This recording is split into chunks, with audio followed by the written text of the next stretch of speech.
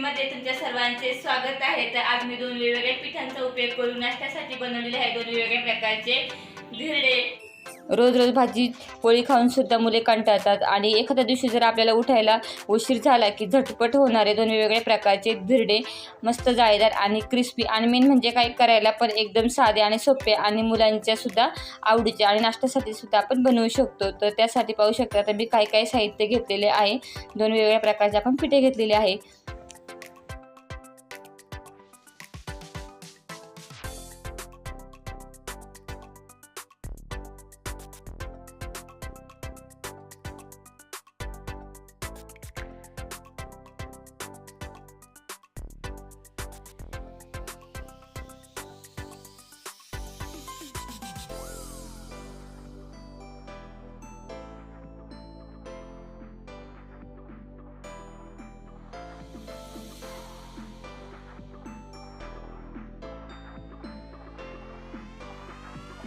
आणि हे गव्हाचं पीठ आहे ना ते मी चाळून घेतलेलं नाही आहे, ते पण का हे मी तुम्हाला सांगते।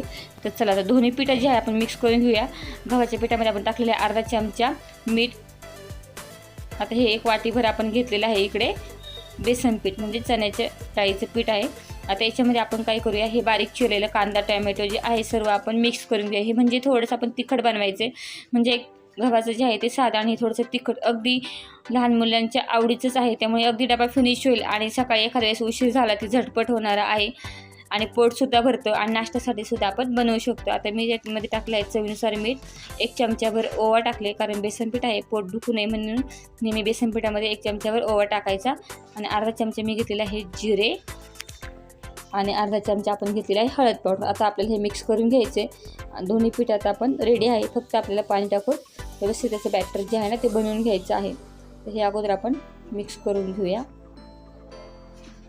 आता एका वाटीपासून आहे ना तर मीडियम आकाराचे केले तर 4 ते 5 बनतात। तर हे अगोदर आपण गव्हाचं पीठ मिक्स करून घेऊया। आता मिक्स कसं करायचं ते पण लक्षात घ्या कारण गव्हाचं पीठ जे आहे ना ते चिकट असतं आणि आता हे पीठ आपण चाळून नाही घेतले कारण चाळून घेतलं की त्याचा कोंडा निघतो आणि ते कोंडा असं म्हणजे खूप प्रमाणात आपण फायबर असतं आपण पोळी बनवताना चाळून घेतो, पण जेव्हा धिरडे बनवतो तेव्हा चाळून शक्यतो घेऊ नका कारण ते कोंड्यामध्ये भरपूर प्रमाणात फायबर असतं। कारण आपण ओट्स वगैरे खातो बघा ते थोडेसे असं भरडच असते, त्यामुळे गव्हाचं पिठाचं धिरडं बनवताना चाळून नाही घेत असंच घ्यायचं। ते बघा ते हे बॅटर तयार आहे। आता हे बेसन पिठाचं जे आहे ना ते पण मिक्स करून घेऊया। थोडंसं पाणी टाकून घेतले आणि हे पण ना जे आपल्याला क्रिस्पी आणि जाळीदार बनवायचं असं तेव्हा घट्ट नाही मळायचं, असं पातळ मळून घ्यायचं म्हणजे धिरडे जे आहेत ना ते जाळीदार बनतात आणि क्रिस्पी होतात। तर हे बघा पाहू शकता असं पातळ मळून घेतलेलं आहे।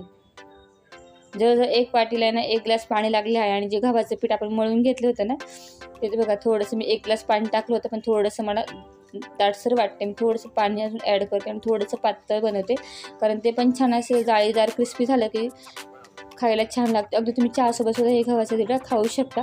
ते बघा अशा पद्धतीने हे बेसन पिठाचं जे आहे ते आपण बनवून घेतलेलं आहे आणि गव्हाचं सुद्धा आपलं हे बघा अशा पद्धतीने मिक्स करून घ्यायचं, असं पातळ जास्त घट्ट नाही आणि पातळ नाही। तर चला आता मी तुम्हाला काढून दाखवते। तर पॅन अगोदर काय करायचं चांगला तापून घ्यायचा म्हणजे धिरडे जे आहे ना ते जाळीदार होतं। आता थोडंसं तापल्यानंतर टाकूयात तेल। पॅन तापून मी काय केलं गॅस केलेला आहे स्लो। आता हे बघा एकदम साधे सोपे कारण आपल्या बालपणात आपल्या आईने सुद्धा जेव्हा भाजीला काही नसतं ना गावाकडे आपण सुद्धा आठवड्यातून एकदा हे टिफिनसाठी नेलेलंच आहे आणि बऱ्याच जणांनी हे खाल्लेलं सुद्धा आहे। एकदम इन्स्टंट आणि झटपट होणारं आहे आणि सर्वांच्या आवडीचं अगदी लहानांपासून मोठ्यापर्यंत। आता उलटायची गडबड करायची नाही, बाजूची कडा जास्त कुरकुरीत क्रिस्पी व्हायला लागल्या की मग हे उलटायचं म्हणजे छान जाळीदार होतं। बघा तुम्हाला मी उलटून दाखवते। हे बघा मस्त झालेलं आहे आणि पावसाळा आहे आणि मग बेसनाची भजी असतील किंवा असे धिरडे खायला पण छान लागतात, मस्त गरमागरम खाल्लं तर अजूनच भारी लागतात। ते बघा झालेलं आहे, दोन्ही साईडने छान आपण भाजून घेऊया। चला हे बघा मस्त असं झालेलं आहे पाहू शकता। हे बघा छान अशी जाळी पण पकडलेली आहे, छान क्रिस्पी कुरकुरीत झालेलं आहे। तर हे आपण काढून घेऊया। आता ह्याच पॅनवरती आपण मी अजून एक करून दाखवते। हे बघा पीठ असं पातळ मळलं की छान क्रिस्पी आणि कुरकुरीत आणि असं जाळीदार होतं आणि क्रिस्पी कुरकुरीत झाले का मुले आवडीने खातात छान। तर चला आता हे पण आपण करून घेऊया। उलटायची गडबड नाही करायची। हे बघा छान क्रिस्पी झालेलं आहे बघा दोन्ही साईडनी। बघा आता काढून घेतलेलं आहे. पाहू शकता दोन्हीसुद्धा मस्त जाळीदार झालेले. आता त्याच पॅन आपण थोडंसं तेल टाकूया. आता गव्हाचे धिरडे आपण बनवून घेऊया. तर हे बघा थोडंसं पीठ टाकल्यानं असंच चमच्याने राऊंड जसं आपण डोसा बनवतो तसंच, फक्त हे थोडंसं आपण जाडसर ठेवतो. आता गव्हाचं धिरडं करताना काळजी घ्यायची, अजिबात उलटायची गडबड करायची नाही, कारण गव्हाचं पीठ चिकट असतं आणि लगेच उलटलं तर ते मोडतं किंवा तुटून जातं किंवा व्यवस्थित होत नाही. त्यामुळे त्याच्या कडा ज्या आहे ना अशा क्रिस्पी व्हायला लागल्या कुरकुरीत का मगच ते उलटायचे. बघा अशा क्रिस्पी व्हायला लागल्या पाहिजे मगच ते उलटायचे. चला हे बघा. आणि हे ना त्याला थोडंसं असं झाल्यानंतर तूप लावून जर खाल्लं ना तर चहासोबत सुद्धा एकदम छान लागतं. आणि मेन म्हणजे ना ह्या धिरड्याने काय होतं, पोटसुद्धा भरतं. म्हणजे चपाती लाटायचं अजिबात टेन्शन नाही. आणि मुले पण तुम्हाला माहितीच आहे का रोज भाजी पोळी खायचा कंटाळा करतात. मग एखाद दिवशी तुम्ही अशा पद्धतीने एक बेसनाचं एक गव्हाचं दिलं तर ते खातात पण आणि पोटसुद्धा भरतं. हे बघा छान झालेले दोन्ही साईडने आपण मस्त क्रिस्पी भाजून घेतलेलं आहे. अगदी छान दिसतं आणि मस्त लागतं. तर चला हे झालेलं आहे. छान जाळीसुद्धा आलेली आहे आणि क्रिस्पीसुद्धा झालेली आहे. तर हे मी काढून घेते. तर चला मस्त आपले गव्हाची धिरडे बघा तयार आहे.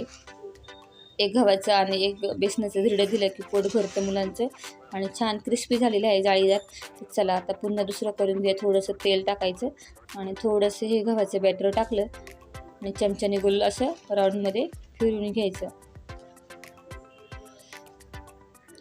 हे बघा फक्त उलटताना गडबड न करता छान क्रिस्पी होऊन द्यायचे 1-2-3 मिनटं बाजूच्या कडा आणि मग उलटायचे. थोडंसं तेल टाकले पुन्हा. तर चला हे बघा मस्त असे जाळीदार आपले तयार झालेले आहे.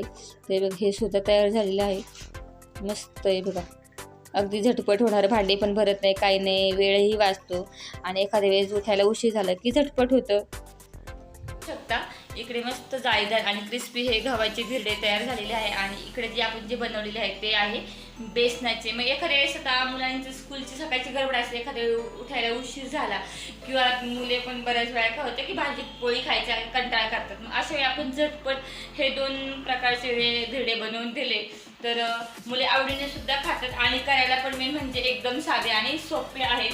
तर चला इकडे नाटक होतं ते अजून बनवते मी. तर हे सगळे आता मी ना बनवून घेते. तर हे बघा पाहू शकता मस्त सगळे धिरडे जे आहे हे बेसनाचं आहे. मस्त जाळीदार आणि क्रिस्पी झालेलं आहे आणि मस्त कांदा टॅमॅटो टाकले आहे. त्यामुळे चवीला पण छान लागतं. कोणतेही धिरडं छान जाळी पकडलेली आहे.